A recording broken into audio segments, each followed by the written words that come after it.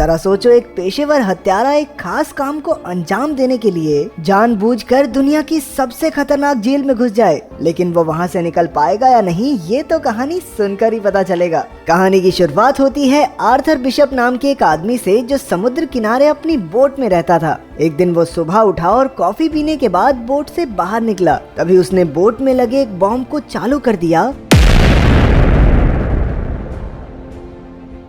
फिर वो अपनी बाइक पर एक रेस्टोरेंट में पहुंचा। वहाँ के सब लोग उसे पहले ही जानते थे और वेटर ने उसे समुद्र के पास और भी लोग हैं जो उसे ही देख रहे थे। अचानक उसने अपना फोन निकालकर उस लड़की की तस्वीर ले ली। जैसे ही लड़की ने बंदूक निकालने की कोशिश की तो बिशप ने उस पर हमला कर दिया। ये देखकर लड़की के साथी भी बिशप पर टूट पड़े, लेकिन उसने एक एक करके सबको धूल चटा दी। फिर बिशप ने देखा कि नीचे से और गुंडे उसे पकड़ने आ रहे हैं, इसलिए वो दीवार से कूदकर एक केबल कार पर लटक गया। उस लड़की ने अपने साथियों के साथ बिशप का पीछा किया और केबल कार में घुस गई। वो बिशप को अंदर ढूंढ रही थी, लेकिन वो तो छत पर था। लड़की ने छत पर बंदूक चला दी, लेकिन बिशप ऐन वक्त पर कूद गया और एक पैराशूट पर जा गिरा। रात को जब वो अपनी बोट पर जाने लगा तो उसने देखा कि दो लोग पहले से ही वहाँ मौजूद थे। उसने बिना समय गवाए अपना फोन निकाला और बोट में धमाका कर दिया। इसके बाद वो माल उतारने और चढ़ाने की जगह पर पहुंचा। उसने एक डब्बा खोला और अपने पासपोर्ट्स और बाकी कागज जला दिए। फिर बिशप थाईलैंड के एक टापू पर गया, जहाँ वो एक लड़की से मिला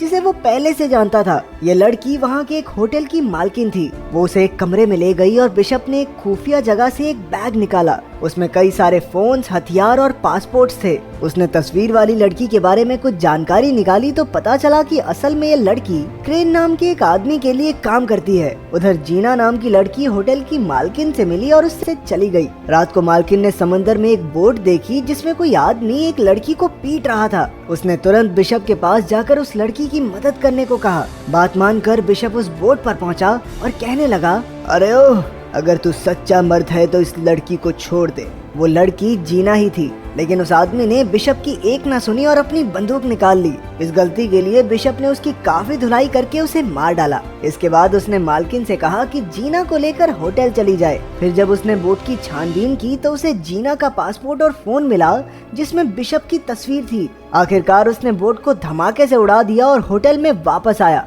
उसने जीना से पूछा कि उसकी तस्वीर जीना के फोन में क्या कर रही है। उसने जीना से साफ साफ पूछा कि क्या वो भी क्रेन के लिए काम करती है। जीना ने सहमी हुई आवाज में बताया कि क्रेन उसे धमका रहा है। अब तक जो हुआ वो क्रेन के प्लान का हिस्सा था ताकि जीना बिशप से मिल सके। जीना ने बताया, दरअसल मेरा काम तो सिर्फ इतना है कि मुझे तुमसे मिलकर एक नंबर पर कॉल करना है और फिर मेरा मिशन खत्म। बिशप ने पता लगाया कि जीना अनाथ बच्चों को पालती है जिनकी तस्करी हो रही थी। क्रेन ने जीना को धमकाकर कहा कि अगर वो उसकी बात नहीं मानेगी तो वो उसके बच्चों को मार डालेगा। बिशप ने देखा कि एक बोट टापू की ओर बढ़ रही है जिसमें बहुत से आदमी हैं जो टापू पर नजर रखे हुए थे। बिशप ने शक न हो, उसने ऐसा ही किया और बिशप ने इस सब में उसे घसीटने के लिए उससे माफी भी मांगी, लेकिन उसके पास इसके सिवा कोई रास्ता नहीं था। बिशप ने बताया कि उसे जानकर खुशी हुई कि वो अनाथ बच्चों को पालती है, क्योंकि वो खुद भी एक अनाथ था। बचपन में उसे और क्रेन को एक गैंगस्टर ने खरीदा था। बिशप तो उसके चंगुल से भागने में कामयाब हो गया, लेकिन क्रेन भाग न सका।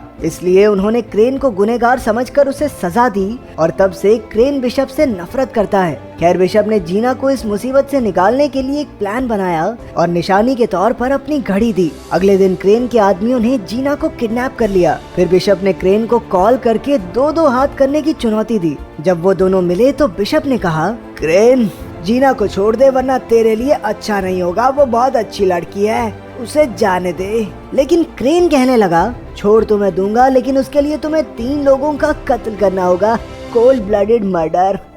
इसमें पहला आदमी है अफ्रीका का एक गुंडा जो दुनिया की सबसे खतरनाक जेल में कैद है। फिर क्रेन की काम पूरा होने पर उसके आदमी बिशप तक पहुंच सके। जब बिशप ने जीना के जिंदा होने का सबूत मांगा तो क्रेन ने कहा कि हर मिशन पूरा करने के बाद वो जीना से फोन पर बात कर सकता है और तीनों मिशन पूरे हो जाने के बाद जीना रिहा हो जाएगी। अब बिशप ने अपना काम शुरू कर दिया। उसे पता चला कि वो जेल समुद्र के बीचों बीच है जो शार्क से भरा हुआ था और जेल के चारों ओर 100 मीटर लंबे पहाड़ थे, इसलिए उस जेल में घुसना लगभग नामुमकिन था। इसके बाद बिशप ने कुछ गैंगस्टर्स की जानकारी निकाली और एक आदमी चुना जिसके चेहरे पर एक टैटू था। उसने उसी आदमी जैसा हुलिया बनाया और फिर मिशन के लिए जरूरी सामान खरीद लिया। अगले दिन जब वो सड़क पर घूम रहा था तो पुलिस ने उसे गैंगस्टर समझकर गिरफ्तार करके जेल में डाल दिया। जेल में उसने देखा कि उसका शिकार तो हर समय 4-5 लोग साथ लेकर चलता है। उसे एक साथी कैदी ने बताया कि इस आदमी का नाम क्रिल है और उसने लाइबेरिया देश के राष्ट्रपति का खून किया था। अब तक कई कैदी क्रिल को मारने की कोशिश कर चुके थे। जब क्रिल पर फिर से हमला हुआ तो इस बार बिशप ने उसकी जान बचा ली। क्रिल ने उसका शुक्रिया अदा किया और उसे खाने पर बुलाया। जब बिशप उससे मिलने गया तो उसने क्रिल की जान ले ली और सबको लगा कि उसकी मौत जहरीला खाना खाने से हुई है। फिर बिशप ने तुरंत जेल की दीवार में धमाका किया और अपने पूरे शरीर पर ऐसा स्प्रे छिड़का जिससे शार्क्स उसके नजदीक न आए। अंत में उसने जीपीएस कैप्सूल निगला और समुद्र में कूद गया। उधर बोट के कैप्टन के पास मैसेज आया कि बिशप ने काम पूरा कर दिया है। उसकी लोकेशन ढूंढकर क्रेन के आदमियों ने उसे बचा लिया। फिर बिशप ने जीना से फोन पर बात की तो जीना ने बताया कि बिशप के पास अगले आदमी को मारने के लिए सिर्फ 36 घंटे हैं, नहीं तो वो लोग जीना को मार देंगे। अब क्रेन ने उसे दूसरे आदमी की जानकारी भेजी। इस आदमी का नाम एड्रियन है जो कि एक अरबपति था। ये इंसानों की तस्करी का धंधा करता है, लेकिन उस तक पहुंचना बहुत मुश्किल था क्योंकि वो ऑस्ट्रेलिया में एक बिल्डिंग के 58वें माले पर रहता है जहाँ के सारे दीवार, दरवाजा, खिड़की बुलेट प्रूफ थे।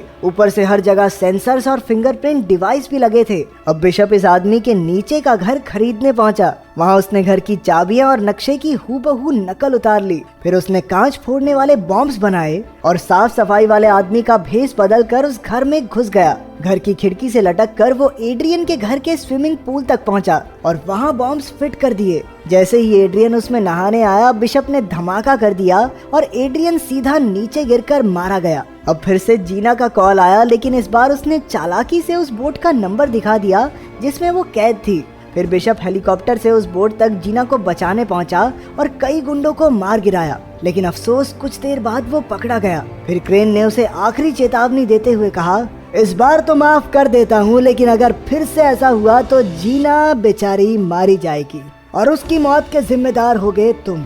अब बिशप का आखिरी मिशन था अमेरिका में रहने वाले मैक्स को मारना। वो एक ऐसी बिल्डिंग में छिपा हुआ था जो पहाड़ के ऊपर बनी है और वहाँ सबमरीन्स का कारखाना था। इन सबमरीन्स में बड़ी बड़ी मिसाइल्स छिपाई गई थी। वहाँ खुफिया तरीके से किसी का भी अंदर आना या अंदर से बाहर जाना नामुमकिन था। जो भी वहाँ घुसने की कोशिश करता वो मौत के मुंह में जा गिरता। बिशप के पास इस काम को अंजाम देने के लिए 48 घंटे का वक्त था। उसे खबर मिली कि मैक्स ने एक हेलीकॉप्टर मंगवाया है, इसलिए उसने हेलीकॉप्टर के नीचे छुपकर मैक्स तक पहुंचने का प्लान बनाया। जब उसकी तरकीब कामयाब रही तो उसने बिल्डिंग के सारे कैमरा जाम कर दिए। चारों ओर हड़कंप मच गया और गार्ड्स मैक्स को एक खास कमरे में ले जाने लगे। तभी बिशप ने लिफ्ट में धमाका कर दिया, लेकिन किसी तरह मैक्स खास कमरे तक पहुंच गया। हालांकि अपना हीरो तो पहले से ही वहाँ मौजूद था। अब वो मैक्स के साथ मिल गया और मैक्स को मारने का नाटक किया ताकि क्रेन को चकमा दिया जा सके। उसका प्लान था कि जब क्रेन के आदमी मैक्स की लाश ढूंढने आएंगे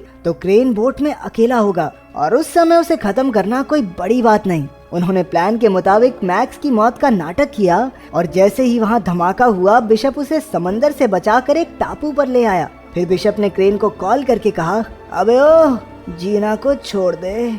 लेकिन क्रेन ने पहले मैक्स की लाश देखने की मांग की। बिशप ने बताया कि लाश उसकी सबमरीन में पड़ी है। इसके बाद क्रेन ने सबमरीन पर मैक्स की लाश देखने के लिए अपने आदमी भेजे। बिशप ने भी उनके लिए हर जगह बॉम्ब्स लगाकर तैयारी कर रखी थी। जैसे ही उसके आदमी वहां पहुंचे, बिशप ने उन्हें गोलियों से भून दिया। उधर क्रेन ने ये सब अपने कैमरा से देख लिया। इसके बाद बिशप क्रेन की बोट पर पहुंचा और सारे गार्ड्स को मार डाला। इसी बीच जीना को भी गोली लग गई। वहीं क्रेन ने बोट में लगे बॉम्ब को एक्टिवेट कर दिया। बिशप ने जल्दी से जीना को छुड़ाया और उसे एक ऐसे डब्बे में पहुंचा दिया जो धमाका होने से पहले ही बोट से अलग हो गया। अब बिशप और क्रेन की जबरदस्त लड़ाई शुरू हो गई। उसने क्रेन को जंजीर से बांध दिया और तभी बोट में धमाका हो गया। जीना तो बच निकली, वहीं मैक्स के आदमियों ने बोट का मलबा बाहर निकाला। कुछ समय बाद जीना अपने बच्चों के साथ थी और उसने देखा कि बिशप उसकी आंखों के सामने खड़ा था। असल में बिशप बोट के स्टील रूम में छिप गया था जो इमरजेंसी के वक्त काम आता है और इस तरह वो धमाके में बच निकला।